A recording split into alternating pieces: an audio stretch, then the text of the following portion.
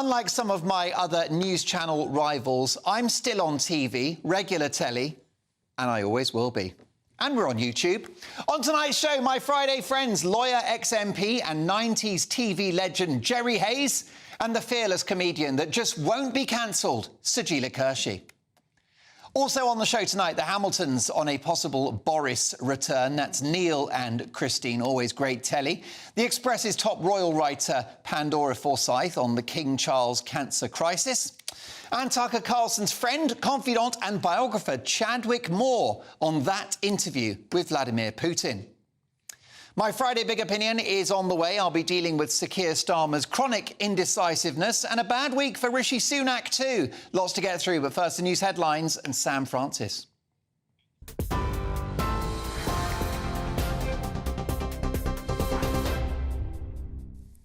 Mark, thank you very much. Good evening from the GB newsroom. The headlines just after 8 o'clock. It's now believed that the chemical attacker Abdulazidi is most likely to have died, and police say his body may never be found. In a briefing at Scotland Yard, police said their main working hypothesis is that Azidi has gone into the River Thames. The 35-year-old was last seen on CCTV leaning over the railings of Chelsea Bridge in London. For those watching on TV, you can see that footage of him walking across the bridge just before 11:30 p.m. last Wednesday evening. That was 4 hours after the incident in South London. We understand marine units will now be carrying out searches of the River Thames, but they say it could be very difficult to locate the body because of fast-moving water. Prince Harry has criticised Piers Morgan's continued attacks against him after he reached a settlement for the remaining parts of his phone hacking claim against the Mirror Group newspapers. The Duke's lawyers said that the Daily Mail's publisher would make an interim payment of £400,000 in damages.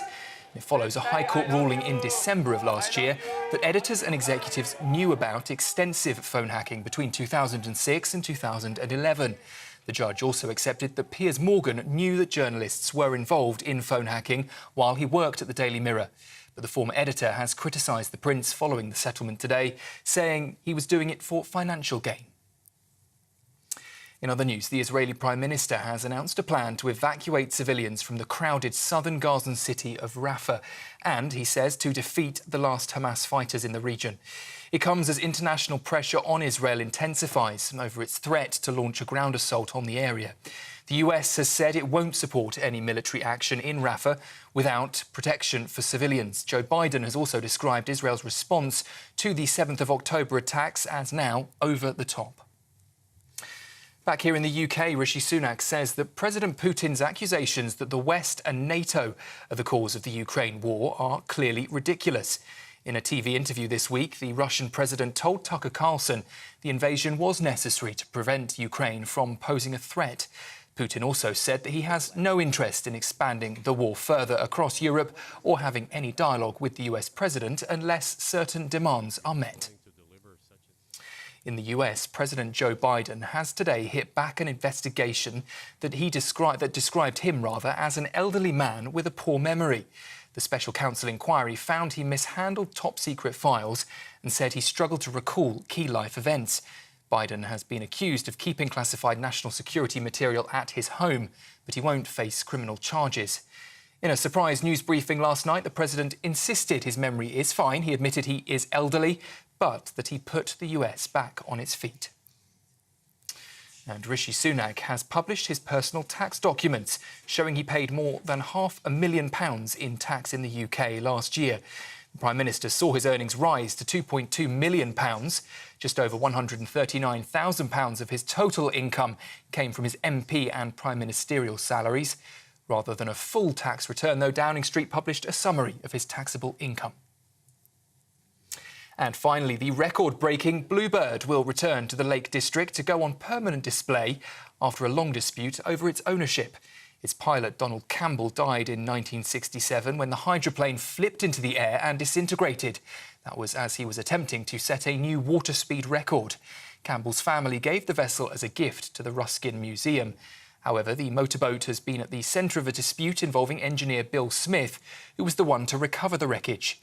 The Ruskin Museum, though, has today confirmed the vessel will now be displayed in the museum's Bluebird wing permanently. For the latest stories, you can sign up to GB News Alerts by scanning the QR code on your screen right now if you're watching on TV. And if you're listening on radio, go to gbnews.com/alerts.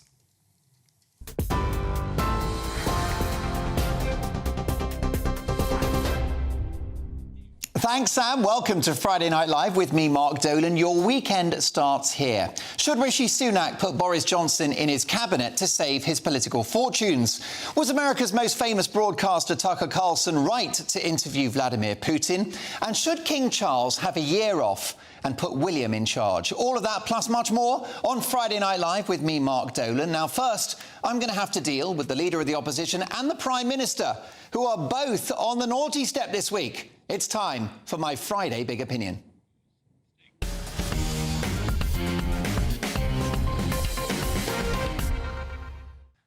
And what a week. The race for number 10 is a bit like the Premier League. Everyone is dropping points and no one wants to win it.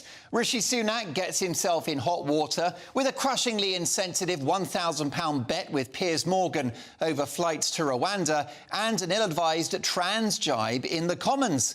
Meanwhile, Sir Keir Starmer performs another U-turn so screeching it would have Lewis Hamilton blushing.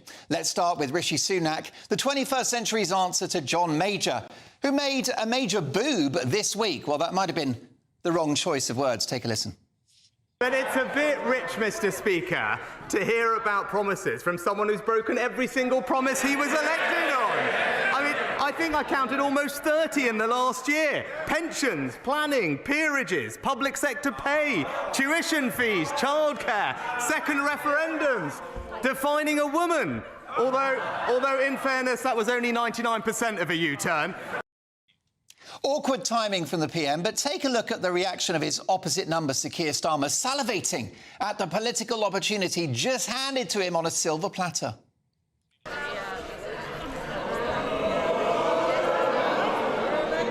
Of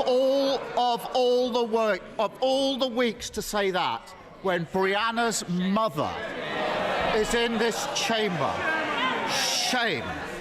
Parading as a man of integrity when he's got absolutely no responsibility. Absolute. Of all.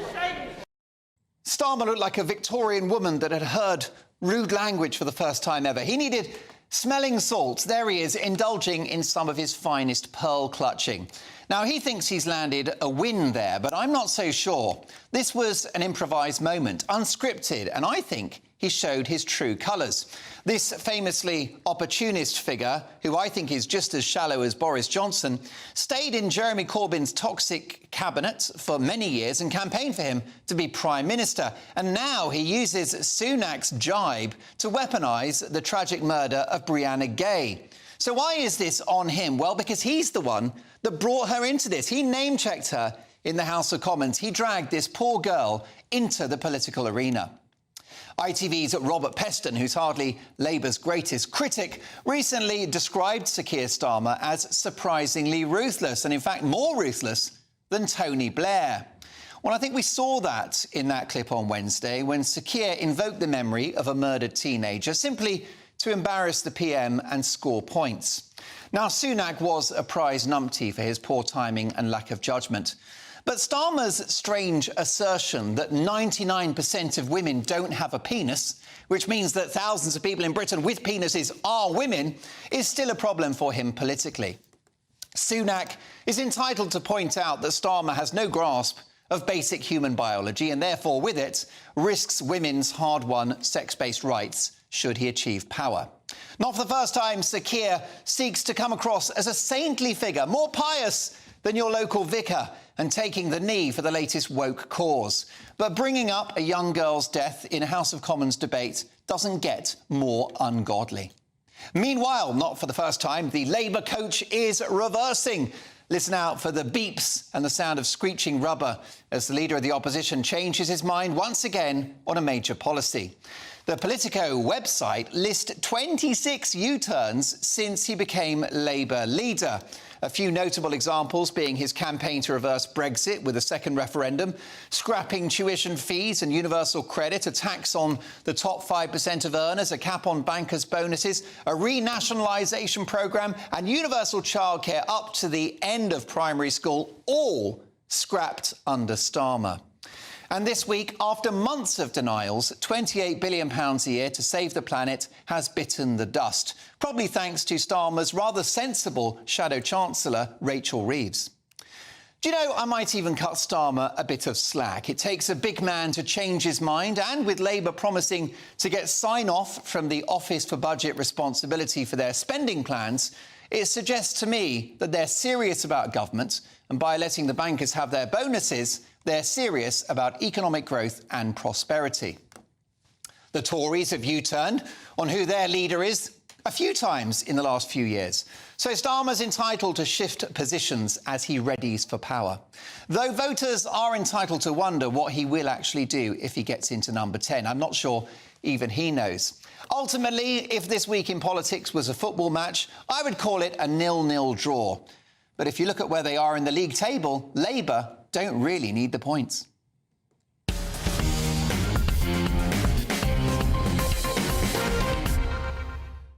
Let's get reaction from my Friday friends. Lawyer, ex-MP and 90s TV legend Jerry Hayes, and the fearless comedian that just won't be cancelled, Sajeela Kershi. Sajeela, you want a Labour government? I want something different, and obviously I am a Labour supporter, so ideally I would like a Labour government that was doing the things that we want, the things that the members want, not what the politicians want. And I just don't see there's much difference between the two parties. And I came here to defend Labour, so I'm going to defend Labour. So I think the flip-flopping, the only flip-flops, because someone is treading on the back of his thongs, and that's the Tories. That's what you see what I did there, because thong is... Yeah, you're keeping the beachwear category going quite nicely. Yeah. But, I mean, I think it's because it's what...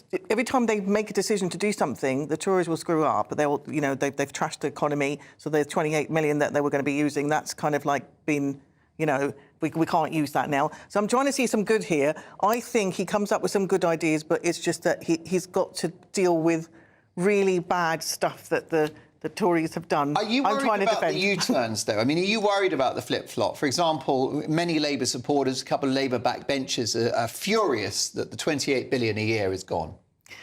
Yeah, they are, but that was a different time. When Rachel Reeves actually suggested that 2021. 2021, right, so it was a different time. And since then, we have had the economy crash. So I kind of see it was a really good idea. Of course, why don't we want that? That's, you know, creating jobs in factories, you know, making the air greener. I get that. That's actually not a bad thing. I don't know why anyone's criticising the Labour for doing that, but it was perhaps a figure that they got from pie in the sky, even with all the economy crashing. But then the new figure that they got is what, 24? No, it's 4 billion, is it? Well, yeah, it's a fraction of the 28. Yeah, but so Steve, that one doesn't make any sense. However, their intentions are good. It's just that they can't actually do anything with what they're being left with by the Tories. So the Tories have created this mess, and it's Labour are now going to have to clean up the mess if they get into power. OK, I mean, Jerry, is Sir Keir Starmer entitled to do U-turns as he readies for power? Well, of course he is. Basically, your argument, Sajeela, is the Tories are crap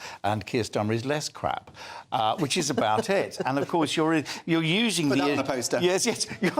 You're using the Egyptian defence at the moment. You know the Egyptian defence? No, what is that? You're in denial. Yeah. And I thought, I thought you blamed your mummy. Oh, very good. I'm here all week.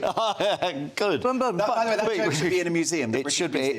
I read it in the Aramaic, and it's so much better. Look, at the end of the day, of course, Keir, he wants to win an election. At the end of the day, he knows he's going to have to get U-turns. He knows that net zero is not popular, particularly if people can't afford to do it. Where his pinch pointed, is Palestine.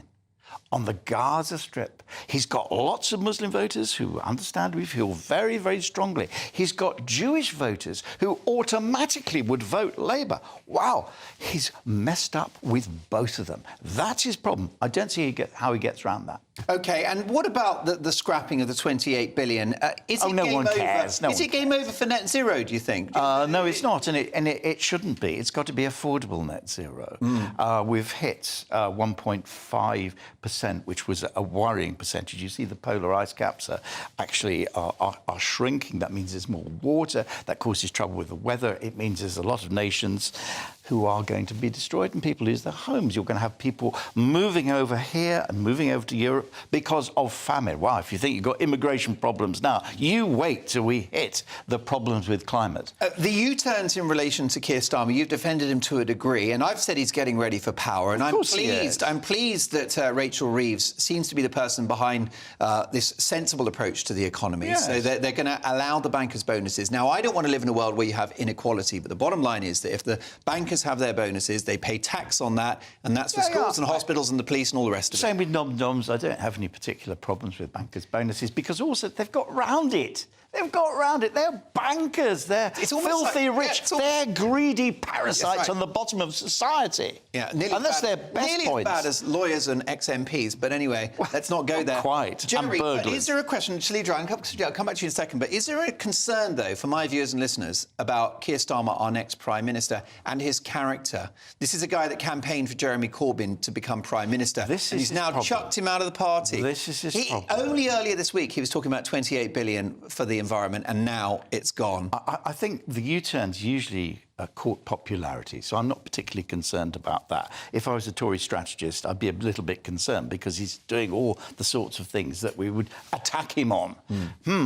Thing is, can you trust him? And something, Julie, you said a moment ago, which I thought was absolutely right, and that is, there is no great enthusiasm for Keir Starmer. There was a great enthusiasm for Tony Blair because he was charismatic, that he had the myth, and it was a myth, that he was going to change things. Things can only get better.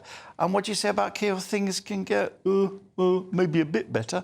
And that's the problem. I'm not saying the Tories are going to win, but that is the mountain that Keir Starmer has to climb. Briefly, Sajila, I wonder whether an issue with Keir Starmer is that he's a lawyer, no disrespect, Jerry, and that in his previous career, his job is to sort of look at a case and then sell it to the jury. And to the judge. And essentially, it doesn't matter what case you have because it's the cab rule that lawyers have, which is basically you take the next job. You don't decide whether that guy killed his wife or not. You get the gig. You make the case. Maybe that's a problem for a future Prime Minister. Well, what's worrying is that I just wonder how many cases he actually won. Because the thing is, yes, he's doing what he's... Like, OK, well, this is what I've been asked of. This is what I've got to do. This is the mandate. But he's got to have some consistency. And especially, all he has to do right now is just play it safe. Just play it safe and safely on those flippy-floppy thongs as he's walking down. But is he like Boris Johnson? Because I've criticised Boris Johnson, who wrote 2 articles about Brexit, one for and one against. And I feel that's what Keir Starmer's like. Possibly, but I think we need someone who's a little bit more boring in politics. I think we've had too much. I don't want any more big name, big personalities. I met him once. I met Keir Starmer once. All right, were you impressed? No, because I thought it was the officer of my case and he was DPP. Oh, dear. I thought he was a plod. There you go. But there you go. And surprisingly short, I'm told. Shorter than me. There you go. Well, that's saying something. But he's got broad shoulders. Listen, folks, lots more to get through. Coming up, should King Charles have a year off and put William in charge? We'll debate that with a top royal journalist next.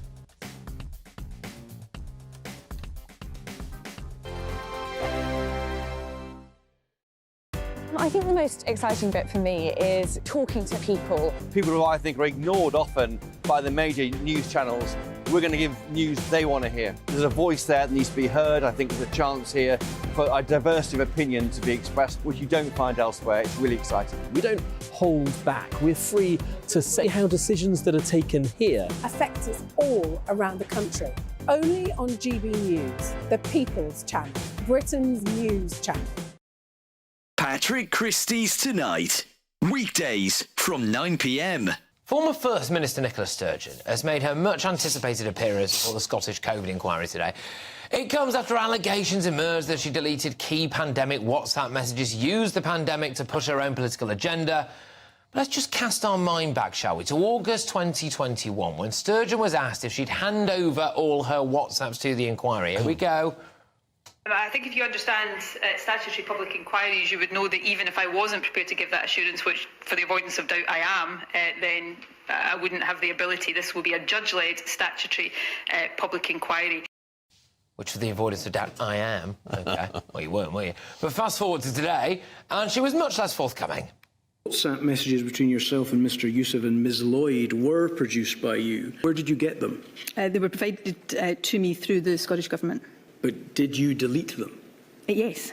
Did you consider yourself, against that background and your considerable ministerial experience, to be precisely the right First Minister for the job? No, that's not how I would have thought of it at all. There's a large part of me wishes that I hadn't been. All right, then. I'm joined now by Tory MP Lee Anderson. Lee, are those just crocodile tears? Well, it looks like crocodile tears to me, Patrick. I mean, first we had the missing camper van. Nobody knows where that is. Now we've got this nonsense. We've got these burner phones, dodgy £5 phones from wherever they bought them from, WhatsApp messages going missing. It all looks a little bit dodgy to me. I mean, she's bleating on there, she's crying on screen. This is not cutting no ice. You know, it's crocodile tears. It makes you wonder what the SNPs are all about, Patrick. It looks... I mean, the people that have burner phones, let's be clear, people that have these dodgy phones where you can't trace them and disappearing WhatsApp messages, these are normally criminals, these are drug dealers. And you know what? These SNPs are no better than criminals. Join us every night on GB News at 11 p.m. for Headliners, which is 3 top comedians going through the next day's news stories, which is exactly what you need, because when the establishment has gone crazy, you need some craziness to make sense of it. Headliners. You don't have to bother reading the newspaper. We've got it covered for you. Every night at 11 p.m. and repeated every morning at 5 a.m. We won't send you to sleep like some of the other paper review shows out there. So join us 11 p.m. every night on GB News. The People's Channel, Britain's news channel.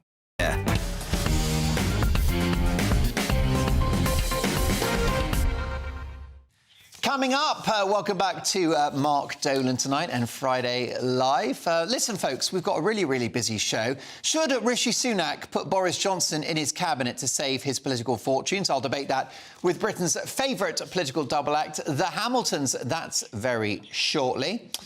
Lots to get through. But first up, as King Charles convalesces following his shock cancer diagnosis, royal insiders are said to be concerned about the King's workload and whether he will allow himself the time and space to make a full recovery. So what's the best way forward for our monarch? Should King Charles have a year off and put William in charge? To discuss this, I'm delighted to welcome top royal journalist Pandora Forsyth. Pandora, your first time on the show. What a thrill to have you. Excited to be here. On your way to a party at your mum's. Yes, I am indeed, and she'll love the fact that you just said that on air, so thank you. Well, there you go. She can keep the food warm whilst we talk about the King. Yeah. He's a famous workaholic, so he's going to struggle to take any time off, isn't he? Yeah, well, quite right. You said it, not me. He is famously known for working too hard.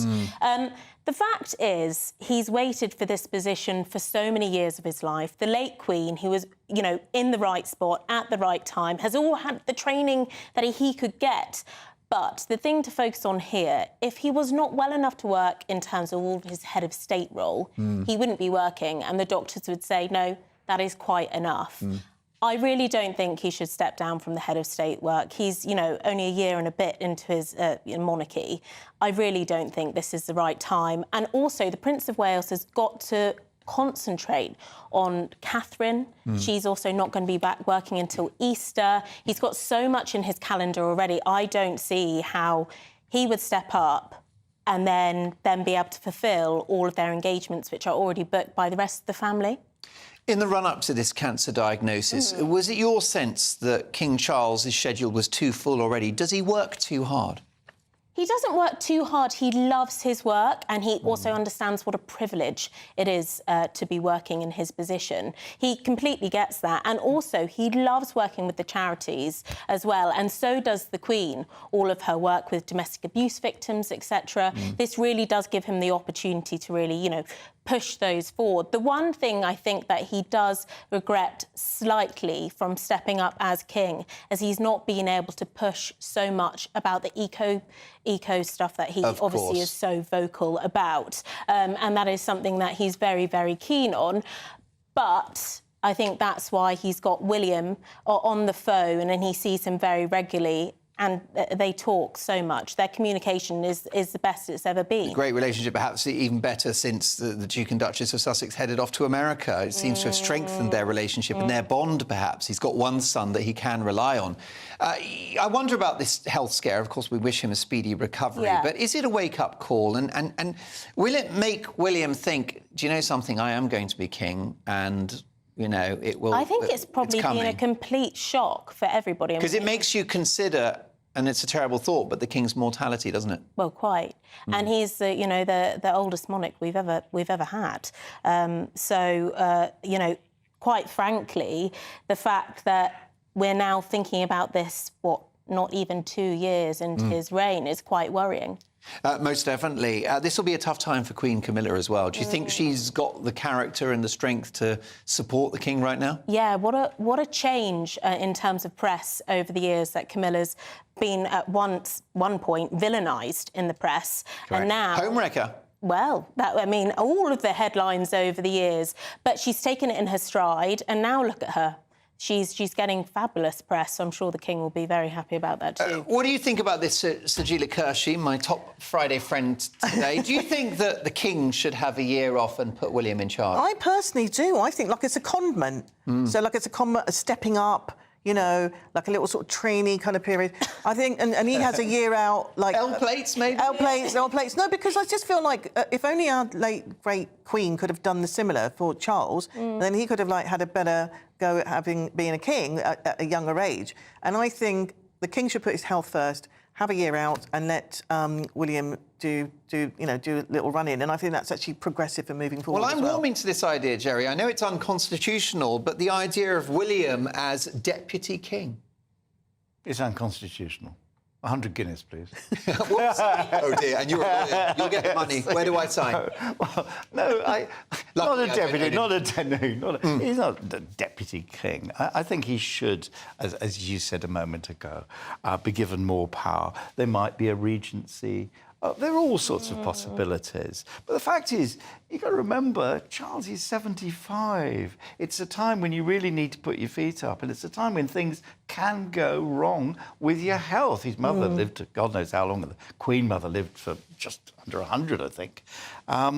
You can't say that about Charles, you just don't know. So your solution would be that he takes his foot off the gas a little bit and allows his young son to do some of the heavy lifting? Yes, of course. So he stays king, but his lad does a bit more? Yeah, but he won't want his son to take over the kingship because any privacy he's got will disappear. He wants to be with his sons, his daughter, and he wants to let them have a proper life, not the total scrutiny. They've got a bit of privacy now, but that will go, won't it, Pandora? Yeah, it will. Just disappear. I mean, we have to bear in mind he has put off the gas a little bit. He's not doing any face-to-face engagements for the foreseeable. Yeah, he's sticking with the admin, isn't he? He's going to be going through sort of ministerial documents, meeting Rishi Sunak once a week, which is probably not going to improve his health. Mustn't meet Liz Truss. You know what happens when you meet her? Not good. When Liz Truss turned up, he just said, oh dear, oh dear. Oh dear, oh dear, oh dear. Then she shook hands with his mum and she died. Oh dear, kiss of death. Yes. Listen, it's obviously, it's something we really hope is a temporary health issue, and we're praying for a speedy recovery. But we also need to get our heads around the idea, Pandora, that the king may not be able to have the sort of robust schedule that he once had ever again. That is a possibility, isn't it? Yeah, that is a possibility. And if he has any say in it, I'm sure he'd love to go back once he's, let's hope, fully recovered, back to the busy schedule. But we have to also bear in mind his age. But I think this is a really good opportunity to see what the monarchy could look like in a few years' time. And also look at Prince William and how he steps up now, really, with all of the engagements that he does do in a respectful way. We saw him at the Air Ambulance Gala the other night, and he did also say in his speech as well, all the well wishes. But he did lead, actually, thanking them for the well wishes to Catherine and then his father. He gets it right. Yeah, he does. He gets it he just right. knows what to say. And he doesn't gets it right. Unlike his grandmother, the Queen, who's a wonderful person, all the rest of it, but you know that someone had written all those things, you know, that recollections may differ. Oh, her was. No, someone wrote that. But when William does it and Catherine does it, you know it's from the heart. And that's what people want to see. Well, he was with Tom Cruise the other day, and actually, between the two of them... Little Tom and Cruise, large, wasn't it? Well, just a bit, right? But Tom Cruise and Prince William looks like the movie star. He does. Well, Tom Cruise looked like he was in awe of him as well. So Yeah. He did, actually. You don't have to go to Hollywood to get the Hollywood stars to come to you. Do you think he wanted to recruit Prince William, the Prince of Wales, into Scientology, perhaps? Well, that would have been a conversation, wouldn't Yeah. it? I don't think it would have gone down very well. Well, no, it's a bit awkward considering they think the Queen was a lizard, so that's a bit awkward, isn't it? I'm sure that's not true. That's not true. That's not Scientology. There'll be some Scientologist heavies outside. They will be. Waiting for me. Yeah, I wouldn't in an go SUV. down that route. Can we talk about Prince Harry, who has settled his phone hacking claim with the Mirror Group, Pandora? Yeah. Your reaction? Well, the lawyer said in his speech today, didn't he, our mission continues, and it very much will. You know, it's the end to that case, but then the trial for the son will be coming in 2025. We're going to be hearing lots more about this, and the fact this was another win today for Harry. He wasn't even in the court. I mean, he was in the court last year in June, but he didn't even have to be in the court to win. And he's had a bit of a go at Piers Morgan, who has had a busy week himself, and he's been saying that he doesn't accept Piers Morgan's claim that he knew nothing about phone hacking when he was editor of The Mirror. And through his lawyers, William, and I think directly as well, is saying that he doesn't buy that. He thinks Piers must have known all along. Yeah, and Piers completely denies it. Yeah. And actually, it was the fact that the judge said today that both sides have been extremely confrontational in this whole trial, I think sort of says it all. It has been a bit of a media circus. Yeah, I mean, are you in Team Harry or Team Piers on this one? Oh. That's hard, isn't it? Oh. She's Team Pandora. Yeah, also, that is my Let's not open that box. Oh, no, never. Never. So original. original. That is my former employer, so I'm going to stay on the neutral ground. Did you work for Piers? I worked at Reach PLC, which is obviously different from the Mirror Group way back when. Listen, for that reason, I'm going to stay neutral. I've had a few on-air clashes with Piers, but he's a really nice guy, and he's going to move on from his regular Talk TV show and do YouTube. What do you think about that? Do you think he'll be successful? Well, going on to more digital channels, as we all know, working in the media, you know, it's changing all the time. I think from that perspective, I think it's great. He'll get lots of new subscribers that way, and of course, it's monetisable. And where there's money to be made, people will definitely be going down that avenue. Pandora, get over to your mum's. Yes, because she's waiting. I will. Apparently, the bubbly has lost its fizz, so you better get a move on. My thanks to Pandora. Forsyth, where can you be found? You're on Twitter and everything, aren't you? Yes, I'm on Twitter. Instagram, wherever you need me. But a royal correspondent who looks normal. Oh, thank you. Well, because most of them look really weird. I know. It's like that. A career as a royal correspondent, ex-Conservative MP, it's enough to rot your brain. OK, folks, lots more to come. Thank you, Pandora. Coming up, should Rishi Sunak put Boris Johnson in his cabinet to save his political fortunes? I'll debate that with my Friday friends and Britain's favourite political double act, the Hamiltons. That's next. Should we bring back Boris?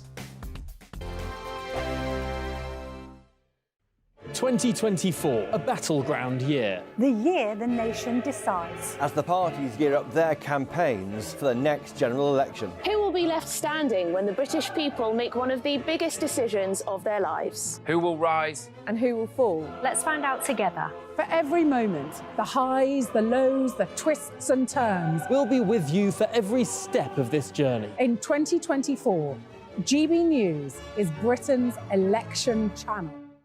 Martin Daubney, weekdays from 3 p.m. Welcome to the show. Superb stuff, great footage. So you're right in the thick of it there. What's the mood on the ground?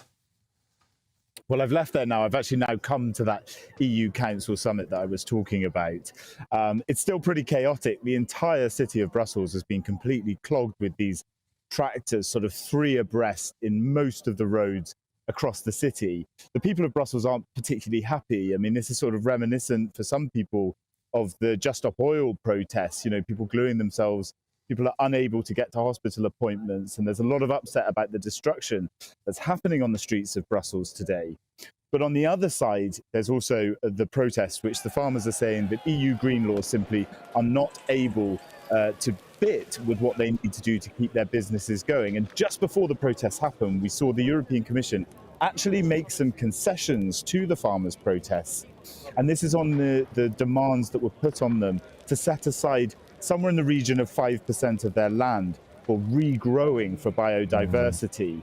A lot of the farmers have said that's not possible, and the European Commission has said that they can delay that coming in. So they have won a small concession with these protests. And Jack, there's a feeling as well, a huge dissatisfaction that the European Union has managed to find 50 billion euros in aid to send to Ukraine, and yet farmers in particular are on the receiving end of net zero targets, taxation on diesel and endless red tape. So many farmers, Jack, saying they're measuring ditches to see if they have to drain them or not. There are minimum requirements on the width of battery hen enclosures, endless red tape. As Jeremy Clarkson pointed out in Clarkson's farm in Britain, they've simply had enough, and they're shouting, Ursula von der Leyen, we are here. I think the most exciting bit for me is talking to people. People who I think are ignored often by the major news channels. We're going to give news they want to hear. There's a voice there that needs to be heard. I think there's a chance here for a diversity of opinion to be expressed, which you don't find elsewhere. It's really exciting. We don't hold back. We're free to say how decisions that are taken here affect us all around the country. Only on GB News, the People's Channel, Britain's news channel.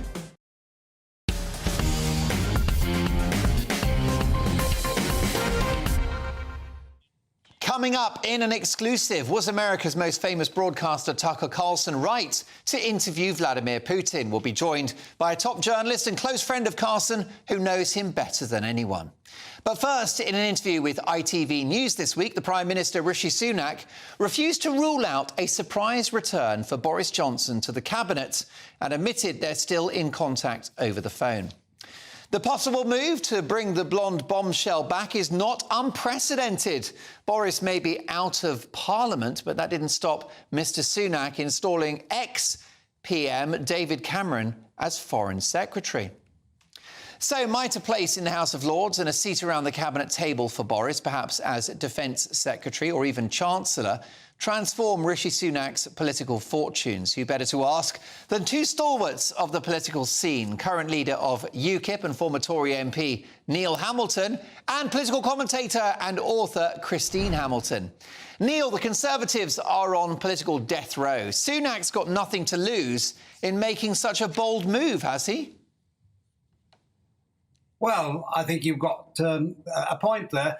You know, Boris is, if nothing else, a character, and nobody could ever accuse Rishi Sunak of being a character, or Keir Starmer for that matter. But you've got to remember that, you know, Boris is a bull who carries his own china shop round with him, and he's always accompanied by the sound of smashing crockery and broken glass, metaphorically.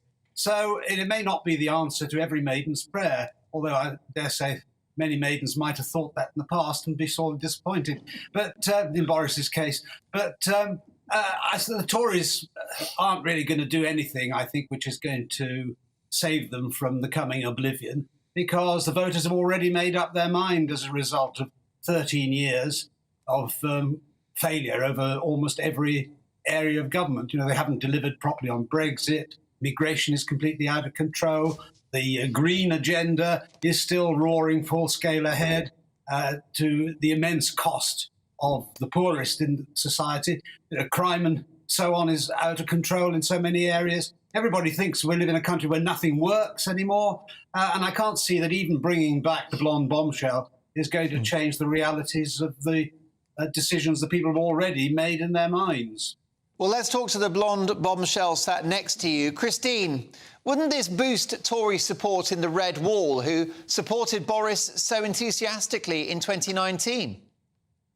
Well, the very fact that Rishi may or may not be thinking about this shows that paucity of talent on the Tory benches. I mean, we've already had David Cameron exhumed from the political grave. Surely he's not going to exhume Boris. But yes, you're absolutely right. Boris is responsible for a very large percentage of that vote in 2019, getting the red box.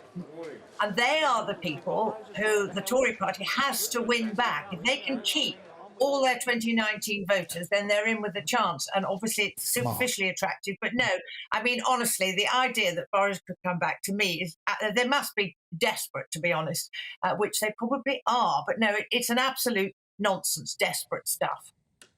Neil, the advantage of having Boris in the cabinet, as hinted there by Christine, is not his ministerial expertise. I mean, I think he was a dreadful foreign secretary, but it's having him on the campaign trail in the run-up to an election. There's no one like him. Well, he will certainly add to the gaiety of the nation, but I think general election campaigns are about a bit more than that. He certainly would be, a brilliant campaigner. That's the one thing he does really well. And you can't imagine Rishi Sunak on the stump having much influence on anybody. So, yes, I can see the attractions of bringing back Boris as a campaigner. And given that we've only got months now until the general election takes place, there's very little damage that he could do if he was back in the government. There isn't time to do real damage. So, but on the other hand, there are plenty of people who could be exhumed. I mean, what about Jerry and me, for example? Well, let's not get carried away. I mean, that would be like bringing two characters back from the dead. Oh, Christine.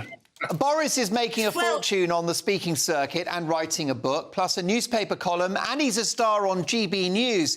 Do you think he'd even want a frontline political role?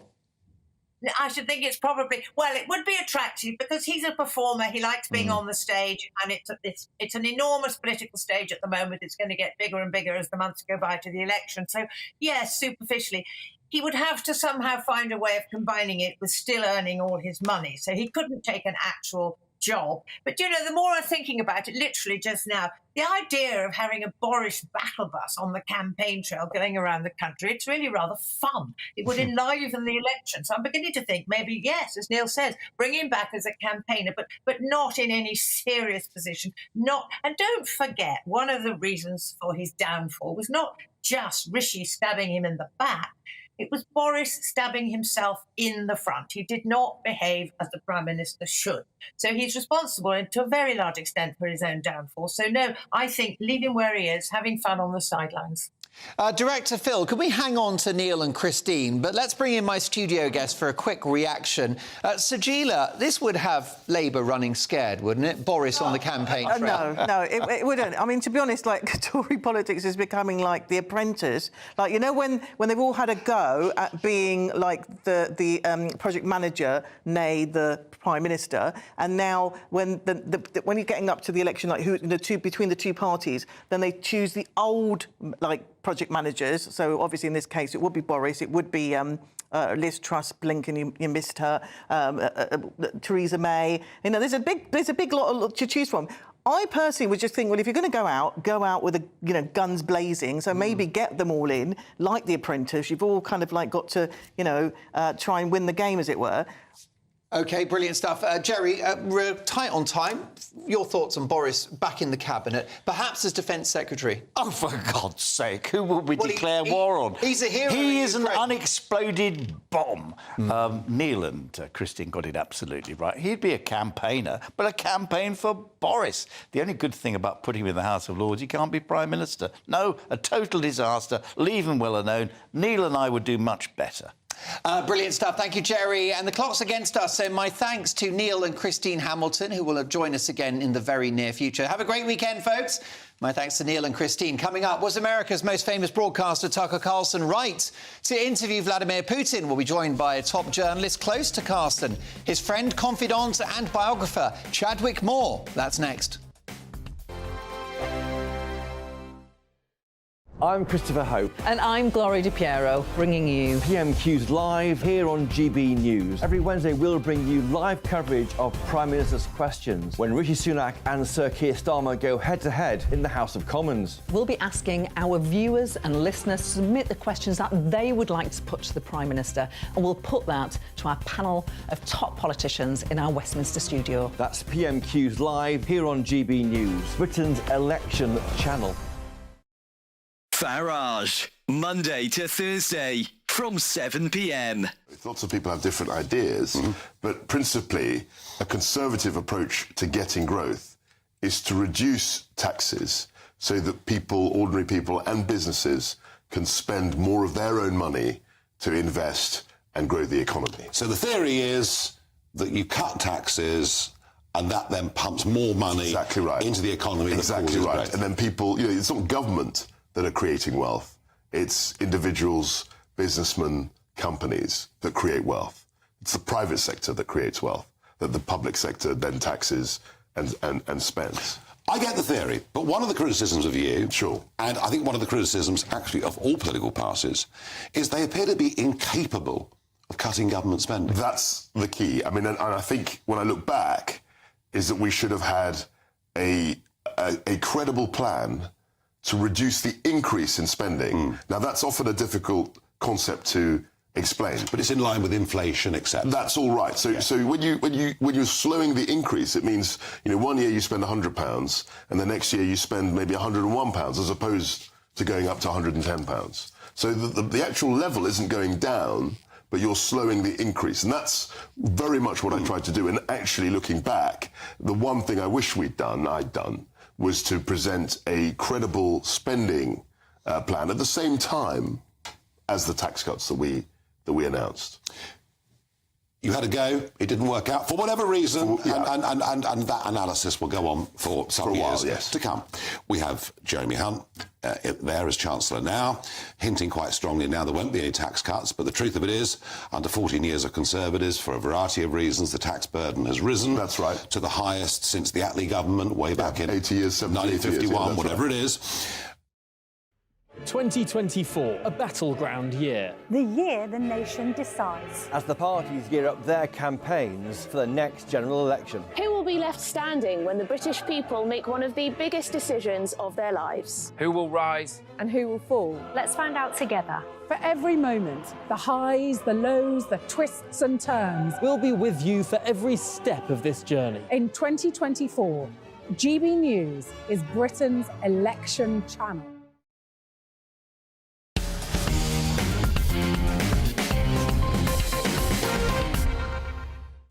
Welcome back to Friday Night Live. And America's most famous broadcaster, Tucker Carlson, is a man who likes to break the internet, which has happened on a regular basis since his unexpected departure from US news channel Fox News last April.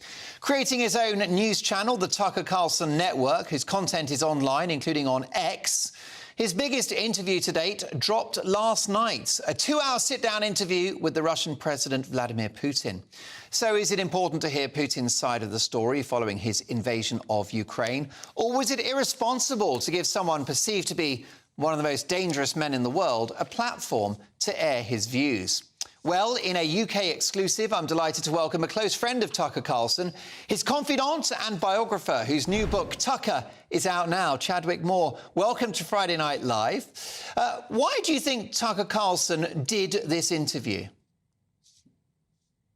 Well, in this country, we don't know anything about Russia. Most people don't. And we get one side of the story. We only get one side of the story about this war. That's the Ukraine side. In this interview with Tucker Carlson, he certainly took Putin to task more aggressively than any Western journalist has done to Zelensky. I think that's worth noting. But it's important because, Tucker Carlson's not pro-Russian, despite him being labeled as a Putin puppet, whatever. He's not pro-Ukrainian. He's pro-American. And we should hear the other side of this story, whether you agree with them or not. It's important to let this person speak, the leader of the country that we are engaged in a war in. It's a proxy war, but a war nonetheless.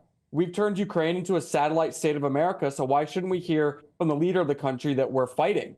So, of course, it was very important to hear this side of the story. And I haven't seen many of Tucker's detractors commenting on the interview because they know it wasn't a softball interview. He simply let Putin speak.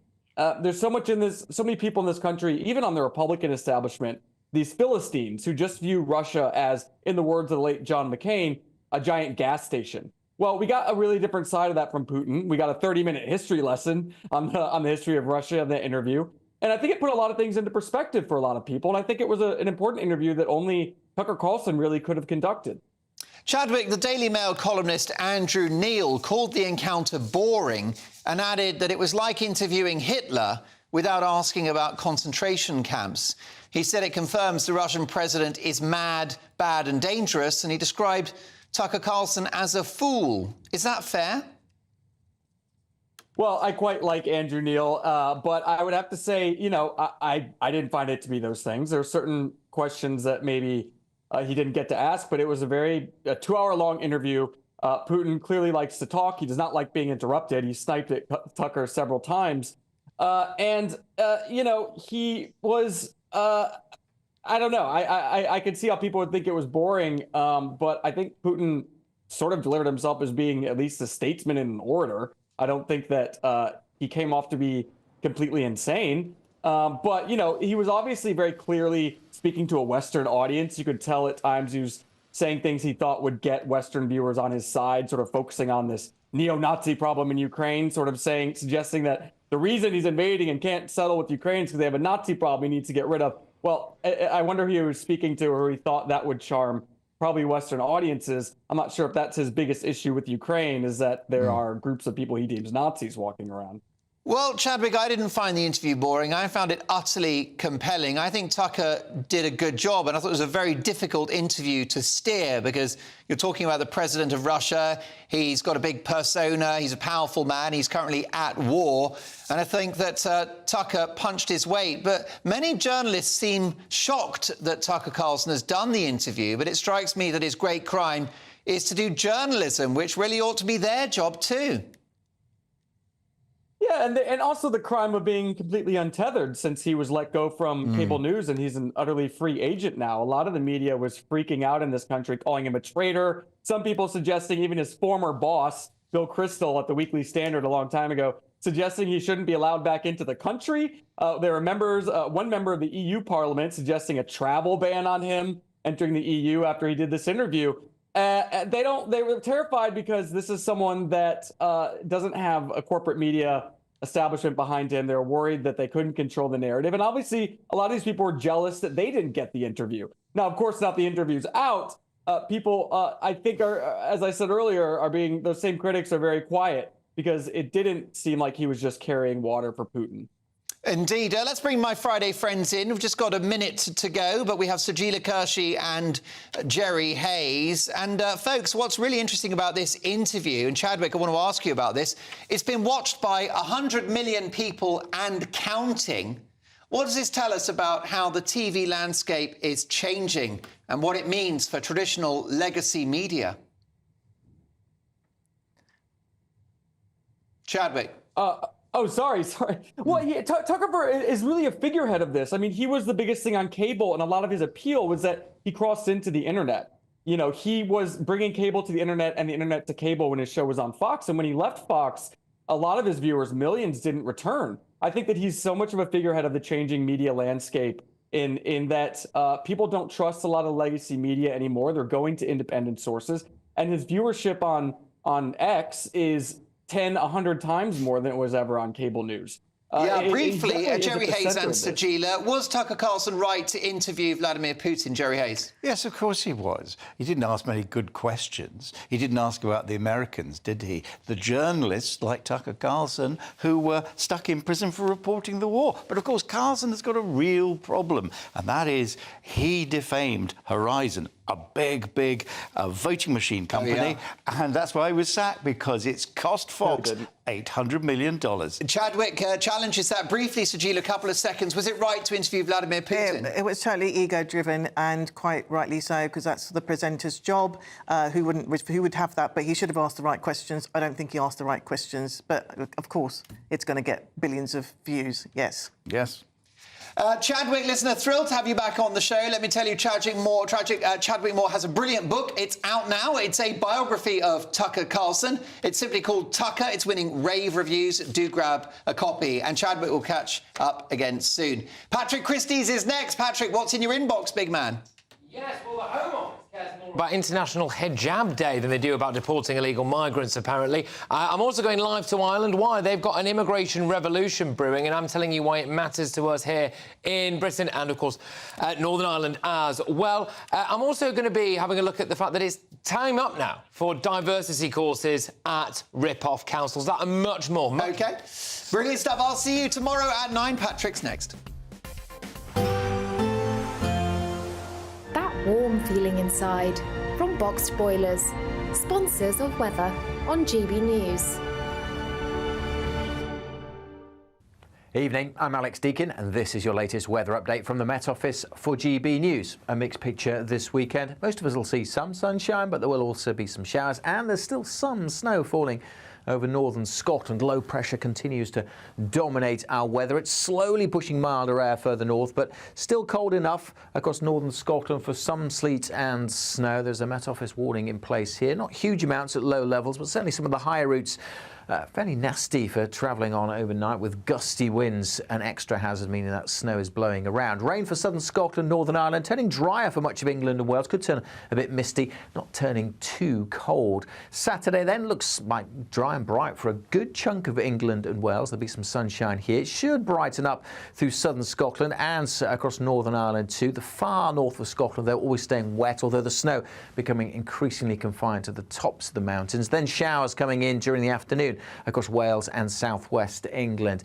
Temperatures on the high side for the time of year in the south, double digits, maybe 13 with a bit of sunshine, and slowly turning milder across Scotland as well. Sunday promises a lot of cloud, even some fog early on that could be slow to clear. There'll be a sprinkling of showers over central and southern England and northwest England and western Scotland too, but some sunny spells also likely. Temperatures close to average for the time of year, 6s and 7s across the north, 10 or 11 further south. Goodbye. Looks like things are heating up. Boxed Boilers, sponsors of weather on GB News. Every Sunday from 11, join Michael Portillo. There will be topical discussion, looking at the week before and the week to come. So kick back and relax at 11 a.m. on Sundays on GB News with me, Michael Portillo. GB News, the People's Channel, Britain's news channel. Your weekend starts here with Friday Night Live with me, Mark Dolan, 8 till 9 on GB News. Big stories, big guests and big laughs as we get you ready for a cracking weekend. That's Friday Night Live with Mark Dolan. Fridays 8 till 9 on GB News. Bring your own drinks. The admission's free. Britain's newsroom, weekday mornings from 9:30. When you listen to Nigel Farage's assessment there, do you feel that maybe this is as good as it was going to get, given that we had the pandemic and it was inevitably always going to be a bit of a mixed bag? Well, I think it's a bit of a poor excuse from Nigel there that they haven't done it properly. The facts are, Nigel, that it's not worked. It's not going to work. Yes, we will rejoin. I mean, are we better off for it? Are they... Can I jump in there, Charlie? We're going to rejoin under which government? Because Labour aren't going to do that, unless you don't think... But I mean, it's going to be unavoidable not to join, because I think it's getting worse and worse for us. I mean, let me just say this. Are the NHS better because we're out of Europe? No, they're not, because they're not employing more staff. Is the building trade better off? No. Is travelling abroad or to the EU or staying in the EU, are we better off? No. Are we better off because foods rise because of the EU? No. Are we better off with imports and export? No, because they're taking longer. The overall result is that we're not better off. The killer point here is 57% of the public will now vote to remain.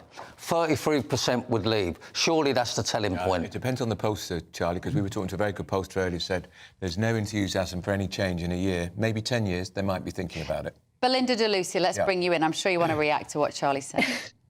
I mean, who would have thought that the UK wanting to run its own affairs and making our politicians more accountable would be so revolutionary. EU Parliament voted a majority to get rid of the vetoes, the last remaining scraps of democracy that the EU had. Now, luckily for EU citizens at the moment, it means a treaty change to actually go forward. But that is the mood. The ever closer union. We have dodged a federalised, globalist, international, power-gobbling, anti-democratic organisation, and that's worth more than a few trade and travel perks for a few wealthy people in this country. Hear, hear. Belinda DeLucy, Charlie Mullins, great to see you both.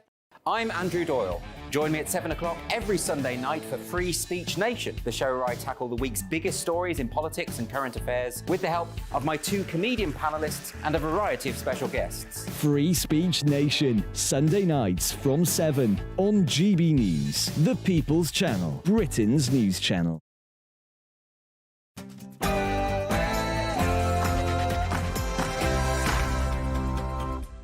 It's 9 p.m. I'm Patrick Christie's. Tonight, where's Abdul? It is our now main working theory that Azidi has actually gone into the Thames. Do you believe Azidi's in the Thames, or have the police just given up? And we've also got people, I think, who thought we've also. Right. Starmer has to sack Miliband. Plus, and he ran for president the first time. That he was not fit for office. I called it encroaching dementia. Biden's got to go too. Also, they've got to cut back on waste, EDI spend, and days away from the office. Diversity-obsessed councils are about to be obliterated, and invading the privacy of the royal family is utterly reprehensible. I just wish he'd stop doing it. But has Prince Harry won? On my panel tonight, we are joined by The Spectator's James Heal. We've got ex-BBC